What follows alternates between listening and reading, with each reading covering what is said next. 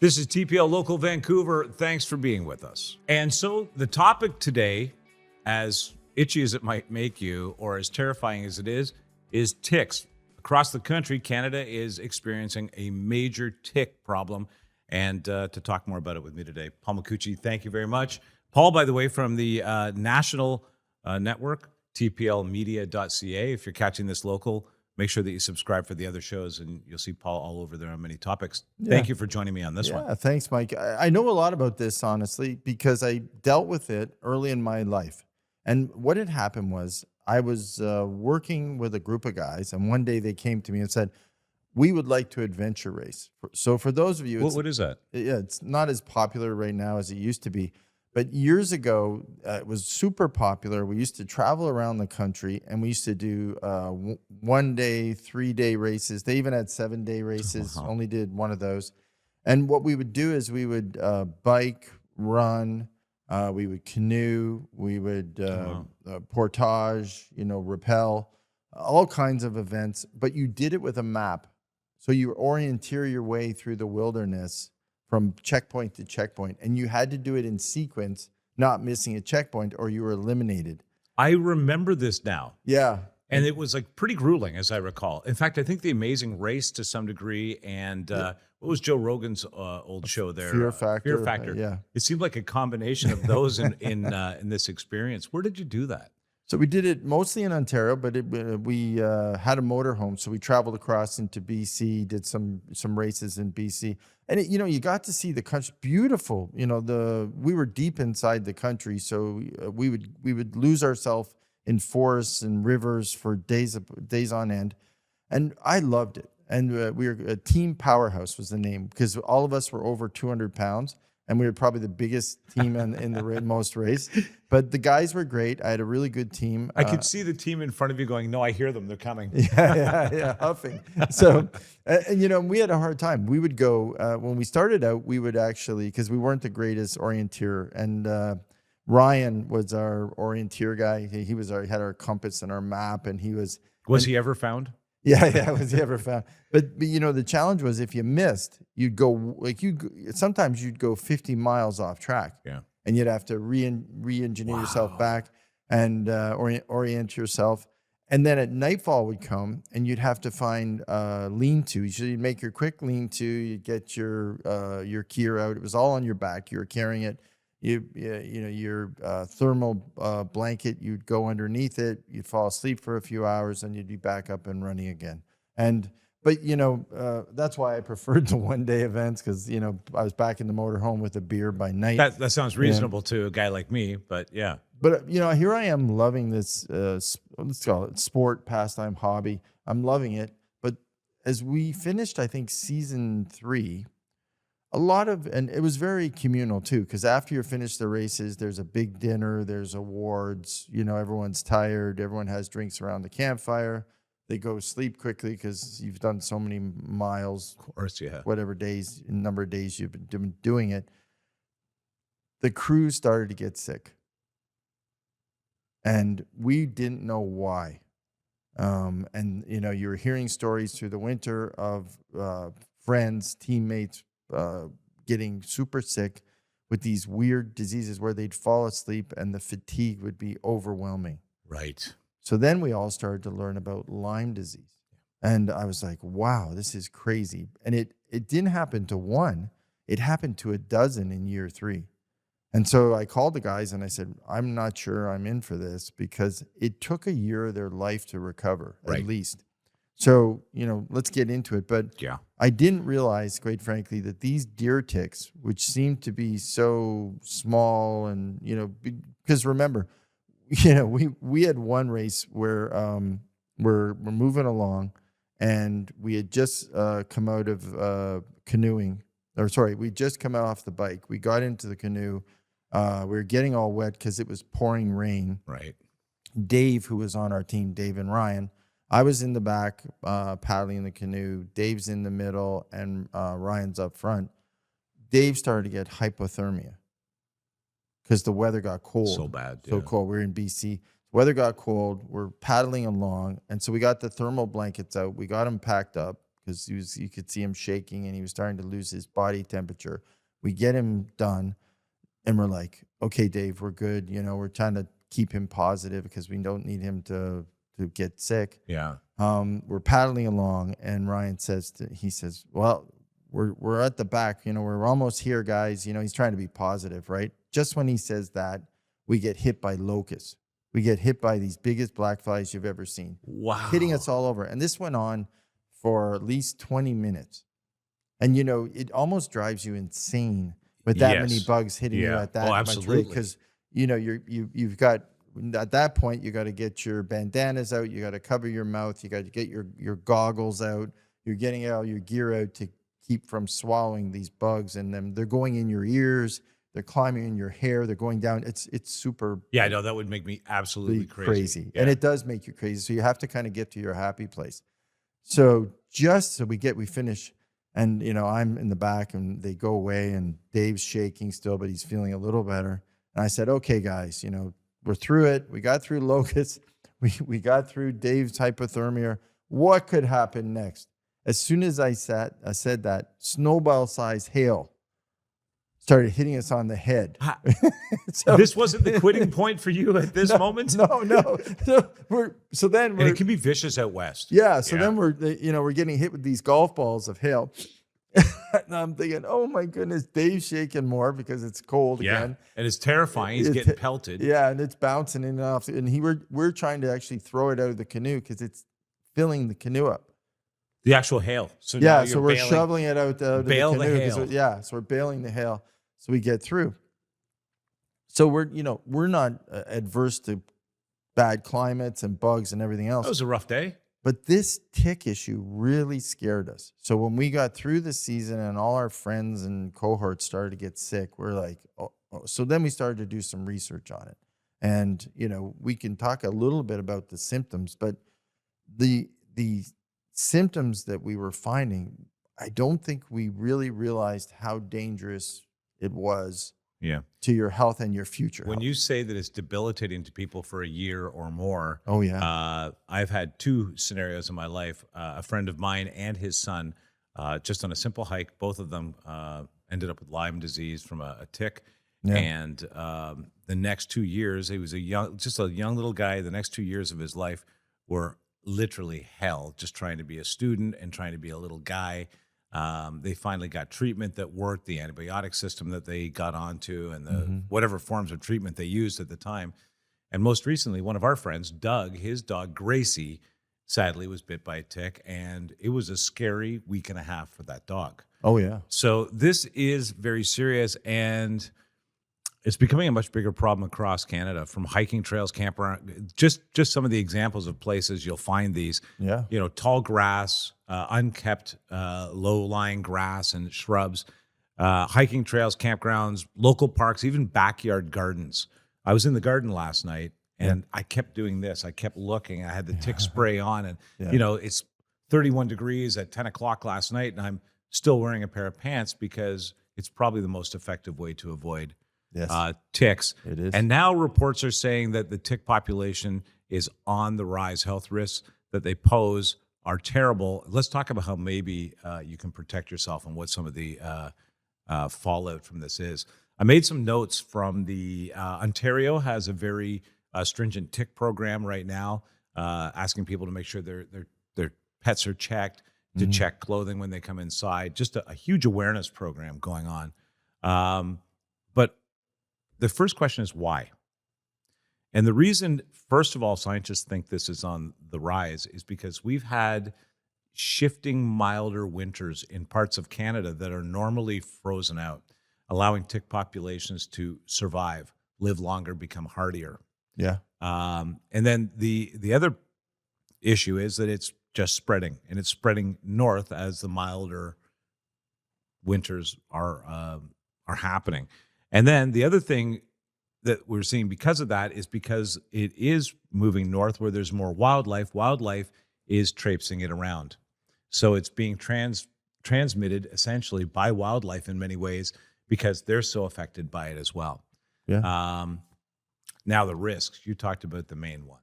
Oh yeah. Well, can I just one thing, and this is something you got to really pay attention to, which again, we were so oblivious to Lyme disease and ticks when we were doing this. Well, it is a fairly new understanding.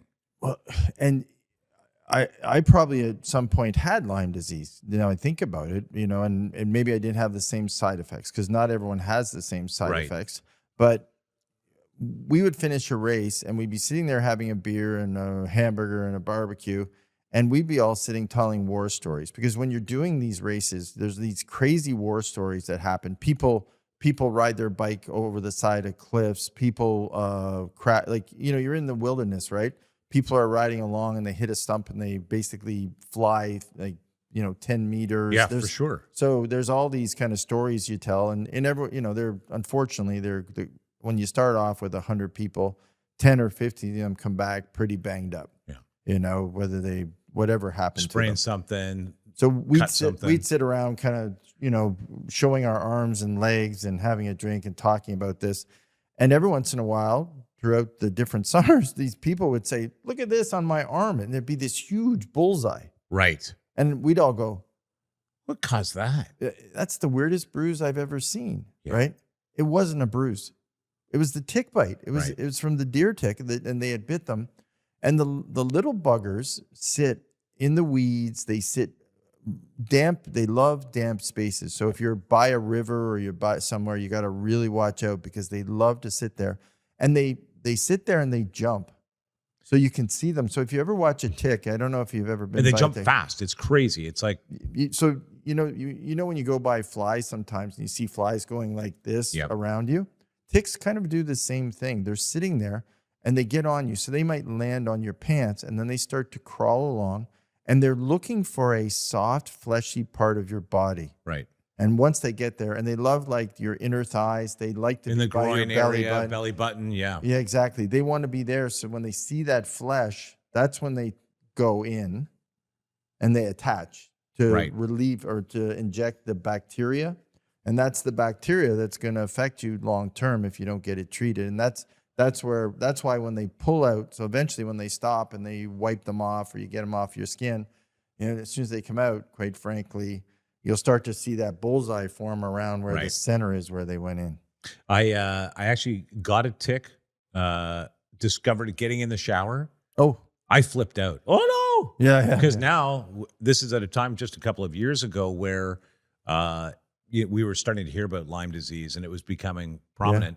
There's a business owner from Magnotta Winery. You might know them here in Ontario. I do. Rosanna Magnotta, unfortunately, her husband, founder of the company, passed away due to complications after suffering some time with Lyme disease. And she started a foundation. I started to learn more about that through the radio station I was at. I found this thing and I flipped out.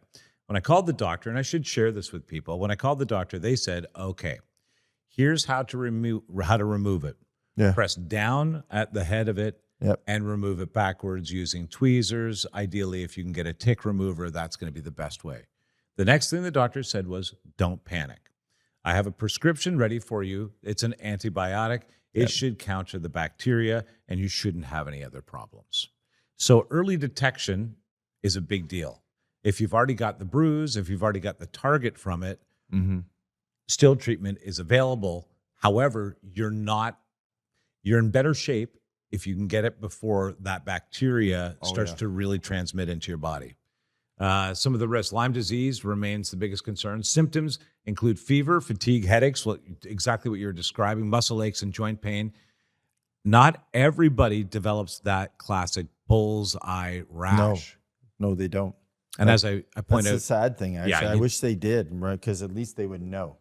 it says right here, early treatment is usually very effective, and that was the experience that I had. Now, early, so can I throw some at you? Yeah. And I learned this from actually a friend who got it. 1 to 28 days is what they talk about as early. Okay. So, for those That's of a you. good period of time if you detect that you've been bit. Yeah, if Yeah. you think you've been bit, you have that, especially if you have the bullseye between, in that month, you got to move. You got to get the antibiotics that you Right. talked about, Mike. Because after that, there's a different treatment between 3 and 12 weeks. Okay. So Right, after all right. that, you're in a different set of antibiotics. So Which is a longer course of treatment. it's like a 10-day antibiotic treatment you're in at that point. So you got to enter into the next level of antibiotics. Honestly, Paul, I think that when I detected it, they gave me two pills was the Yeah. course of response. But Yeah. I got it while it was still in me. Yeah. Yeah. You know what they asked me to do? The doctor asked me to put the tick into a Ziploc bag Yeah. and take a photo of it and send it to them so that they could identify it as well. Oh, yeah. Oh, yeah. So if you can do that. But if you make it to, so that, if you do make it to the second stage, so if you don't catch it on the first stage, unfortunately, it takes off from a health perspective. And then you're going to start to, most of the time, you're going to start to see other, which again, this was what was happening throughout this winter I talked to you about after doing all these races with, friends, fellow competitors. They started to get these crazy rashes. And so Right. they were kind of, we had a a group chat thing going on, and we were all like, they're like, did you guys get a really bad rash all down your legs, 3 months after we were there? And we're like, no. Right. And they're like, yeah, I'm getting these crazy rashes, and I'm going to the doctor and they're sending me to specialists. So you started hearing symptoms from these guys, different types. My mechanic, who ran too, he's a guy who worked on my car in Toronto. He ran some of the races. He actually got Bell's palsy, so facial paralysis. Wow. So which they did say that the symptoms were correlated. So one day he just came and he had droopy face. And Where did that come from? Well, the funny thing was I was in seeing him. I was getting my car fixed, and he's like, yeah, he says, I woke up and I got this. I'm like, oh, Dave, that's crazy. Now, he did recover. He got everything back going again, but it was really bad. Bell's palsy can be a long, arduous, terrible process to get through. And he got through it. Well, yeah. Okay, so now a couple of things I think we should maybe do at this point. We've terrified everybody, which is good. Yeah, really. I mean, it's one of those things you need to be aware of. Wear light-colored clothing when you're hiking or camping. They do not seem to detect lighter colors as easily. Yes. Use insect repellent containing DEET. Remember we were told don't use DEET? Use DEET. I'm not a doctor, but I'm going to tell you right now, if it'll work for this, use DEET or icaridin. Icaridin. Does that sound familiar to you? No. Okay, well, I'll put that in the description so you've got it. Stay on established trails when possible because they don't, you're going to find them like we put out there right away. It's in the tall fescue and the weeds that are growing. Yeah. Avoid walking through tall grass and dense brush, and perform a full body tick check after outdoor activities. This is essential. I would not have found that tick except that I was lucky. Now I kind of take a look. Yeah. Shower after spending time in wooded or grassy areas because you can, in fact, detach or wash away ticks that have not attached as of yet. And then now how to remove one of these things. I'm going to ask that you look this up. Consult a doctor. Because a demonstration of this we cannot do for you. As much as I tried to find a tick to put on you, Paul, I could not before I left the house. Use fine tip tweezers. Yes. Grab the tick as close to the skin as possible and pull straight out, slowly and steadily, because they have barbs that you want to be able to carefully pull through the skin without them detaching and releasing the bacteria. Clean the area with soap and water.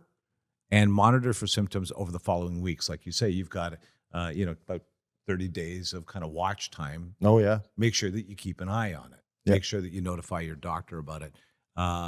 Keeping your pet safe. Veterinary recommended tick prevention products. My dog got fed hers yesterday, and we do this. I'll recommend it. Check your dogs and cats after walks. Just go around, feel around, their underarms, their neck, their ear area. Areas around their hindquarters. Pet them. You'll feel it, hopefully, unless you have a super coarse hair.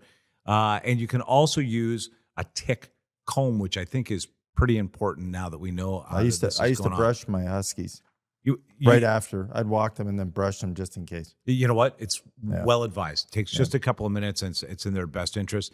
And don't forget this: a tick can arrive on you from your pet. Yeah. So best to keep an eye on your pet as well. I thought I'd just mention those because it is an interesting thing. I heard a story. I'll share this with you.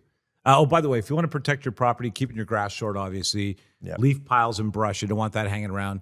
Trim overgrown areas, especially if your pets are going to be going around in those areas. Can And I ch- throw? yeah, Can I and check throw your one? children and pets. Yeah, can I throw one at you just to think about for those of you who are concerned about it, especially if you're living on the water? If you have a high-powered leaf blower, Yes. right? If you're going to be spending time in that area, leaf blow it first. So that's what I do now because I'm down by the lake. Fantastic. So what I do, idea. I have a very high-powered leaf blower. So if I'm doing some work down there during the day, I take the leaf blower and I blow it out really hard, and then I go work. Right? What a fantastic Yeah, suggestion. that's to think about. By the way, here's some myths people think that are true that are not. Ticks don't jump. They actually crawl onto you. Oh, I thought they jumped. I thought they jumped too. They actually, but Yeah. that's because they use the wind to launch themselves. Oh, okay. So if you're going by and you've brushed up against it, Yeah.